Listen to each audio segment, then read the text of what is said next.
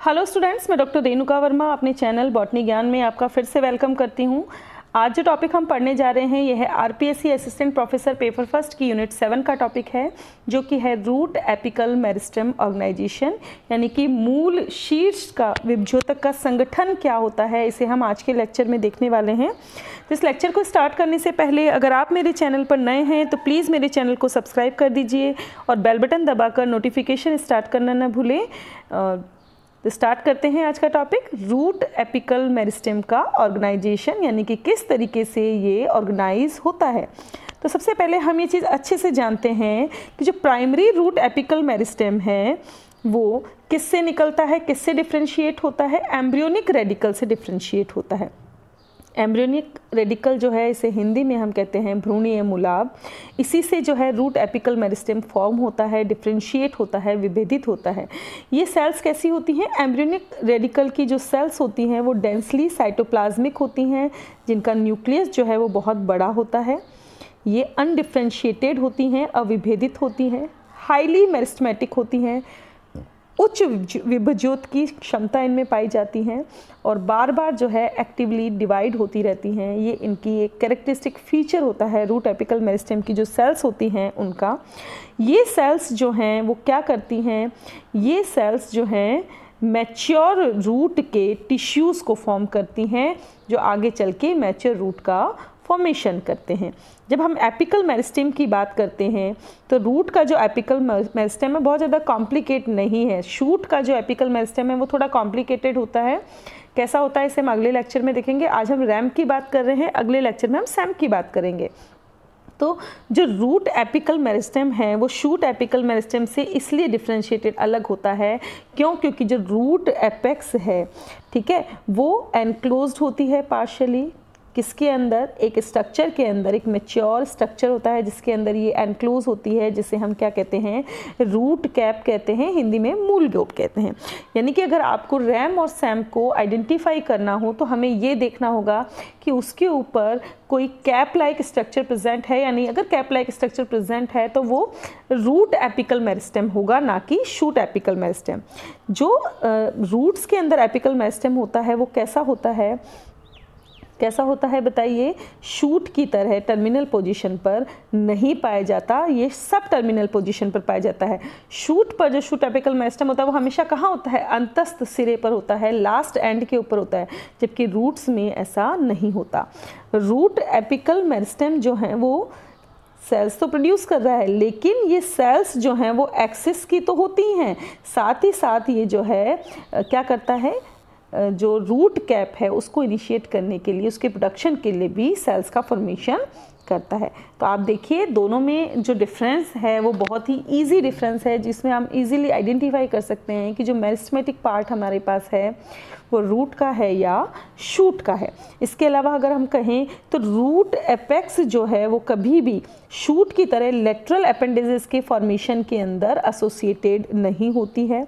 साथ ही साथ अगर हम कहें तो एपिकल मेरिस्टेम से कुछ दूरी पर ही लेटरल ऑर्गन्स फॉर्म होते हैं।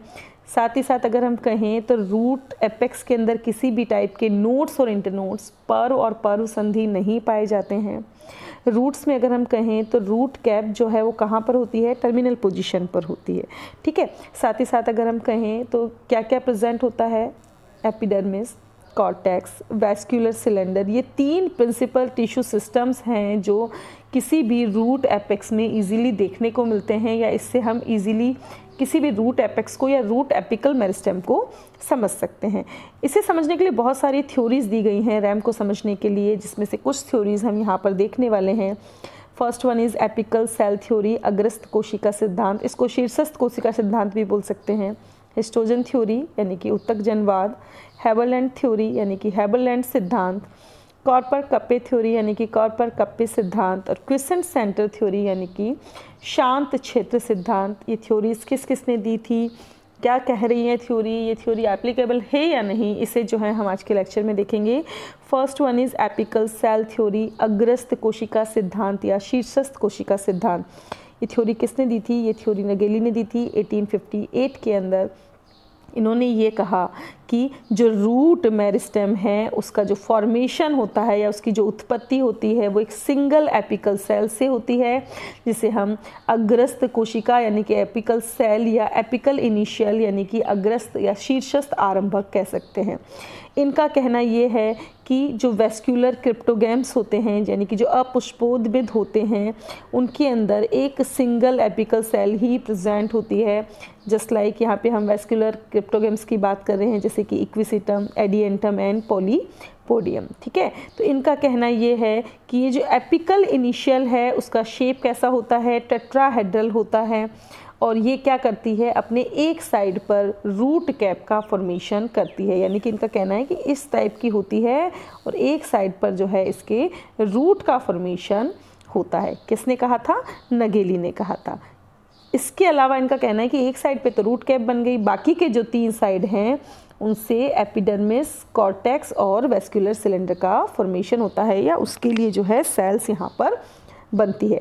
अदर वर्ड्स में कहें तो नगेली का कहना बहुत ही सीधा सिंपल था। इनका कहना ये था कि एक सिंगल एपिकल सेल जो है वो ही रूट कैप का फॉर्मेशन कर रही है और वही जो है मैच्योर रूट को कंपोज करने के लिए जो भी टिश्यूज़ चाहिए उन सब का फॉर्मेशन कर रही है। लेकिन जो एपिकल सेल थ्योरी है वो स्पेसिफिकली जो है वेस्कुलर क्रिप्टोगैम्स पर ही एप्लीकेबल है। अगर हम इसको फ्लावरिंग प्लांट्स में देखेंगे तो वहाँ पर ये थ्योरी एप्लीकेबल नहीं है, क्योंकि फ्लावरिंग प्लांट्स जो होते हैं उनमें एक सिंगल एपिकल सेल नहीं होती, वहाँ पर आपको एपिकल सेल्स का ग्रुप देखने को मिलता है। तो नगेली की जो थ्योरी थी वो कम्प्लीटली फेल हो गई थी या एप्लीकेबल नहीं है सब पे, वेस्कुलर क्रिप्टोगम्स पर एप्लीकेबल है।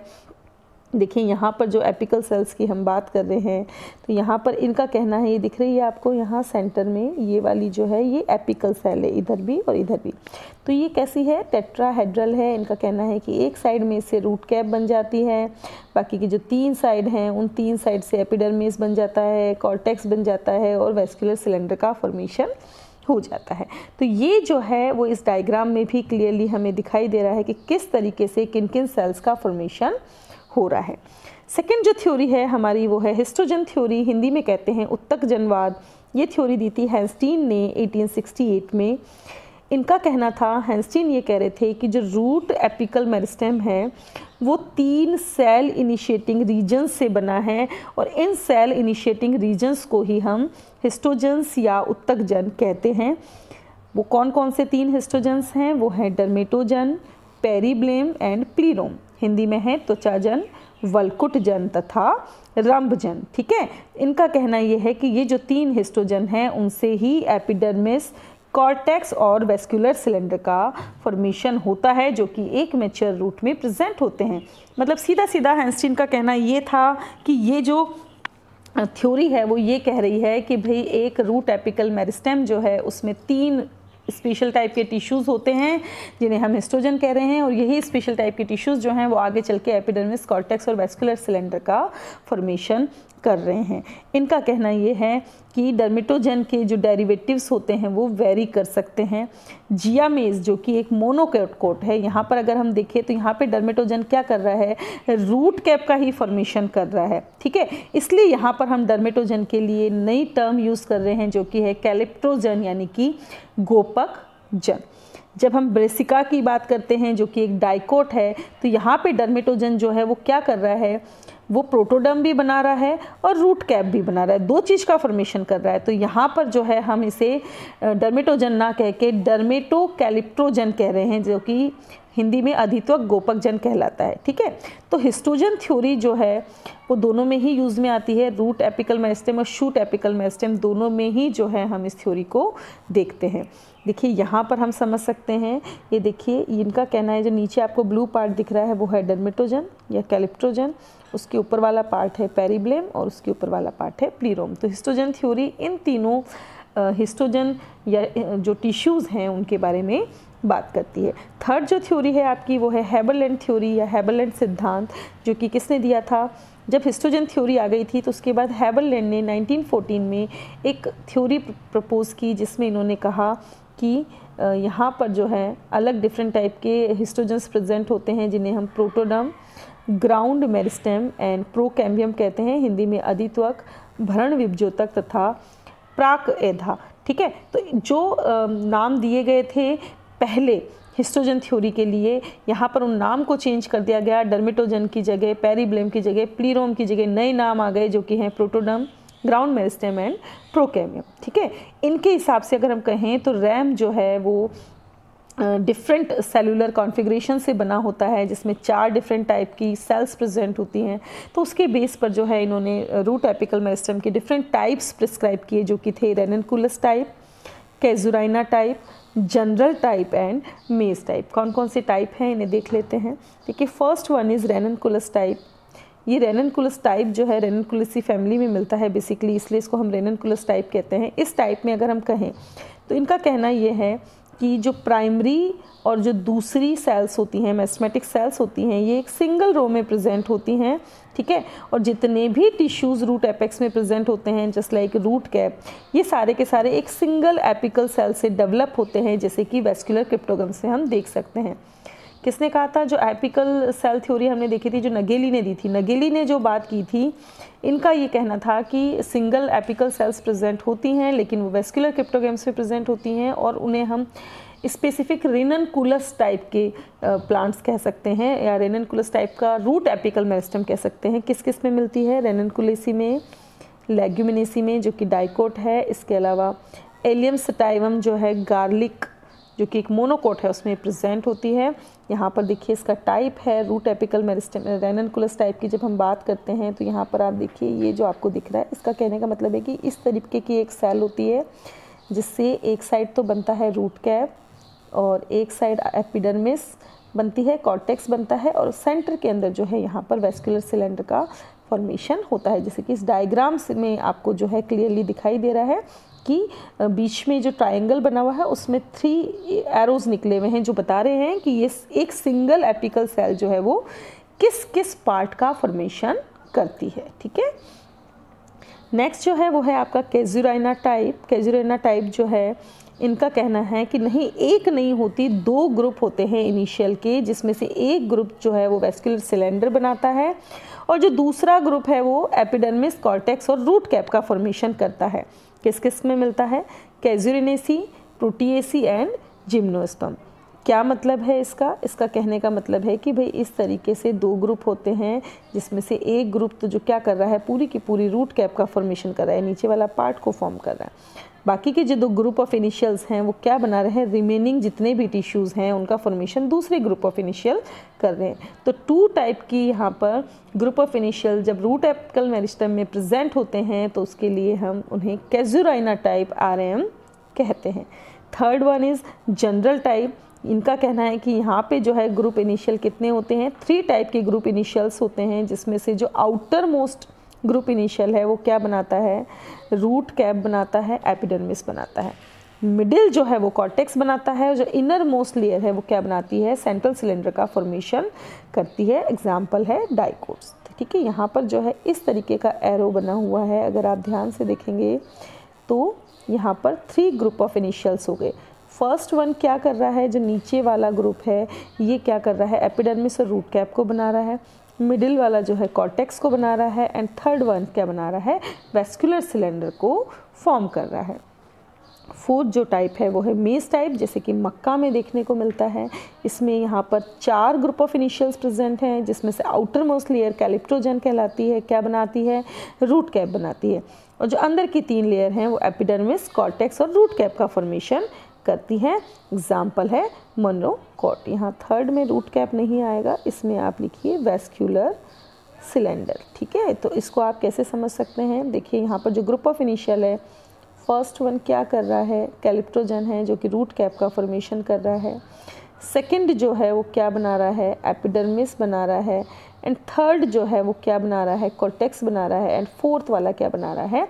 वेस्कुलर सिलेंडर का फॉर्मेशन कर रहा है। यानी कि जो 4 टाइप दिए गए हैं वो इस बेस पर दिए गए हैं कितनी सेल है। पहले वाले ने कहा 1 है, दूसरे ने कहा 2 है, तीसरे ने कहा 3 है और चौथे ने कहा 4 है। और जिसमें कॉमनली मिल रहे हैं उस हिसाब से हमने इसको नाम दे दिया है, ठीक है।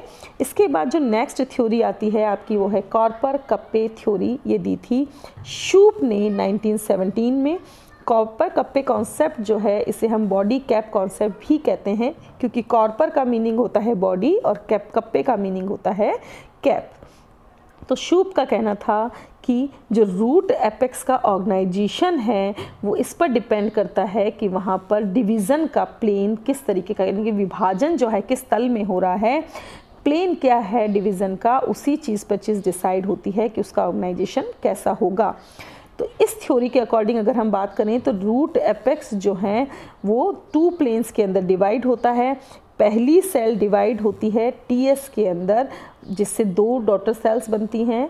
एक डॉटर सेल्स जो हैं उसमें फिर लॉन्गिट्यूडिनल डिवीज़न होता है, एलएस होता है, और उससे जो है आगे की सेल्स का फॉर्मेशन होता है। तो यहाँ पर क्या होता है, ये जो सीक्वेंस है इसे हम क्या कहते हैं, टी डिवीज़न कहते हैं। यानी कि देखिए ये एक सेल थी, पहला डिवीज़न हुआ टीएस ट्रांसवर्स, सेकंड जो है वो हुआ लॉन्गिट्यूडिनल। तो देखने में बीच में टी का शेप बन गया है, तो इसे हम टी डिवीज़न भी कहते हैं। ठीक है, तो इस बेसिस पर ऐसा जो डिवीज़न होता है तो क्या होता है, रूट सिस्टम में 2 डिफरेंट जोन्स बन जाते हैं, कॉर्पर एंड कप्पे।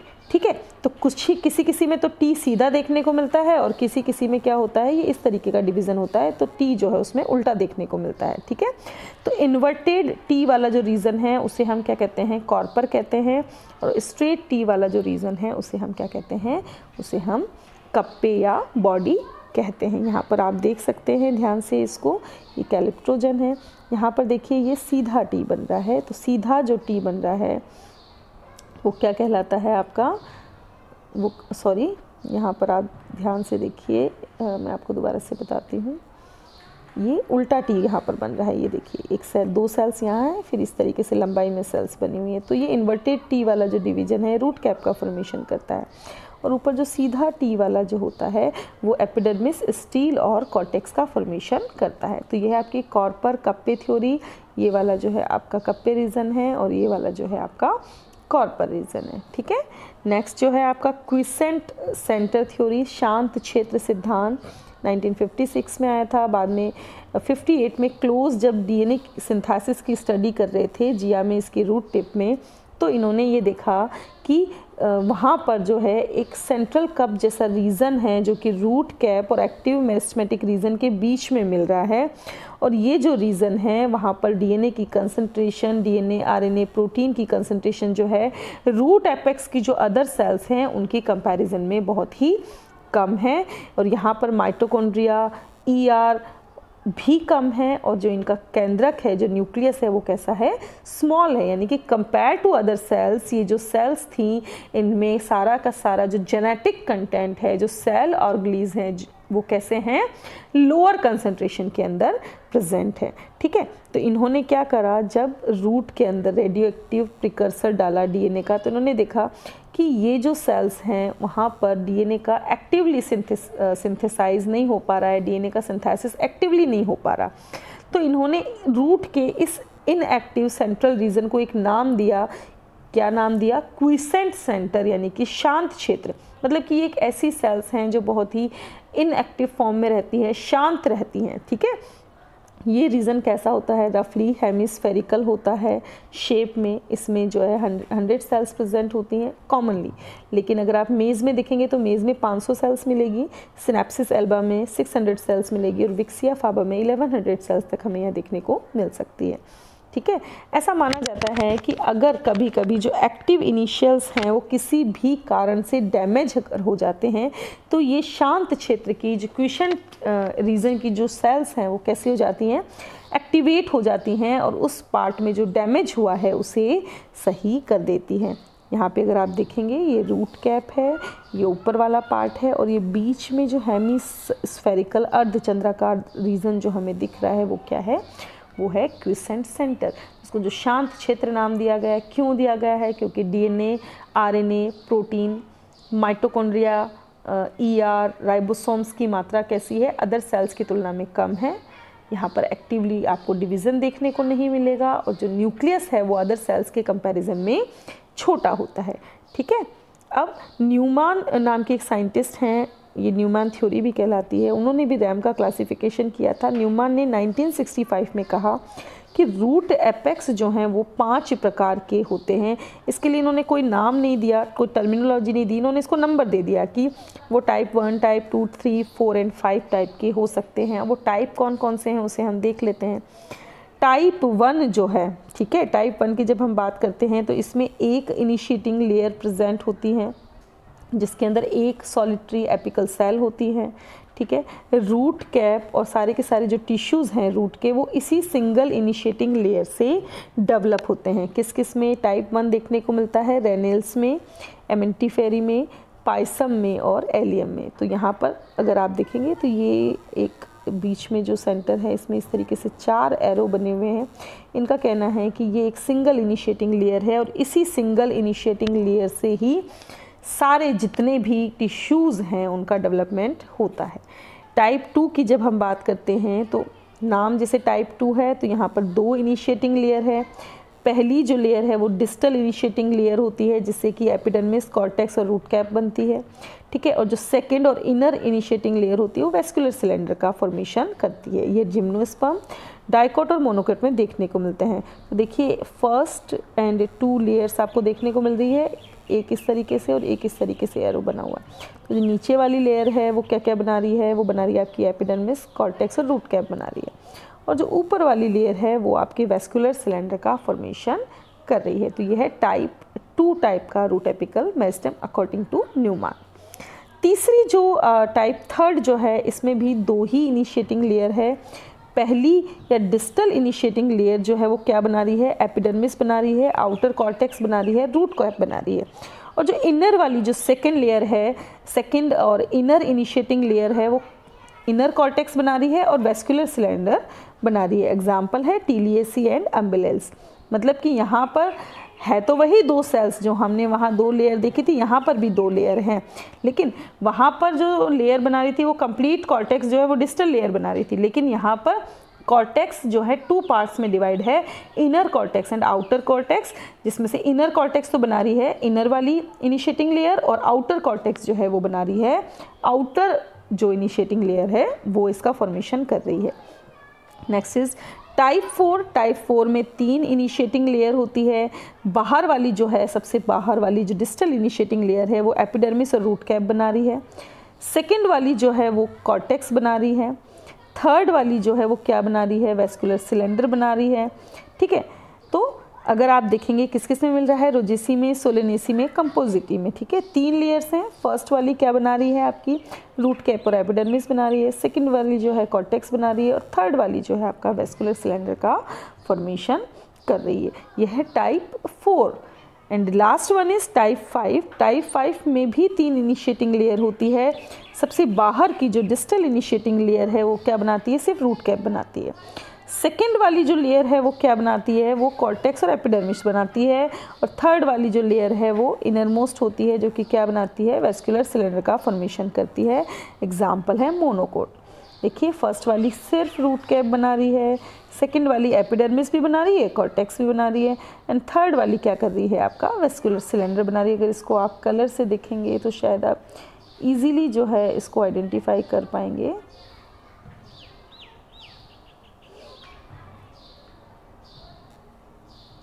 मैं आपको दोबारा से दिखाती हूँ। देखिए फर्स्ट लेयर जो है ये बाहर की लेयर है, ये कम्प्लीटली क्या बना रही है? ओनली रूट कैप का फॉर्मेशन कर रही है, ठीक है। सेकंड जो लेयर है वो आपकी देखिए क्या क्या बना रही है? देखिए एपिडर्मिस भी बना रही है, ये वाली लेयर भी बना रही है और कॉर्टेक्स वाला पार्ट भी बना रही है। एंड थर्ड जो आपकी लेयर है वो क्या कर रही है? थर्ड लेयर को अगर हम देखें ध्यान से तो थर्ड लेयर जो है आपकी वो सिर्फ और सिर्फ वेस्कुलर सिलेंडर का फॉर्मेशन कर रही है। तो लेयर्स जो हैं वही 2 to 3 लेयर्स हैं और यही 2 to 3 लेयर्स जो हैं वो रूट एपिकल मेरिस्टेम की डिफरेंट लेयर्स का फॉर्मेशन करती है। तो ये था हमारा आज का टॉपिक जिसमें हमने जाना कि रूट एपिकल मेरिस्टेम जो है वो किस टाइप का ऑर्गेनाइजेशन उसमें देखने का मिलता है, किस टाइप की लेयर्स होती हैं, डिफरेंट थ्योरीज यहाँ पर प्रेजेंट हैं। आप ये ध्यान रखिए कि किसने कौन सी थ्योरी दी थी, कौन सी थ्योरी किसको स्टेट कर रही है, क्या उसका स्टेटमेंट है। मिलते हैं नेक्स्ट लेक्चर में जिसमें हम जानेंगे शूट एपिकल मेरिस्टेम का ऑर्गेनाइजेशन। तब तक बने रहें हमारे साथ। Thanks for watching and stay tune to botany Gyan for more informative videos. Thank you.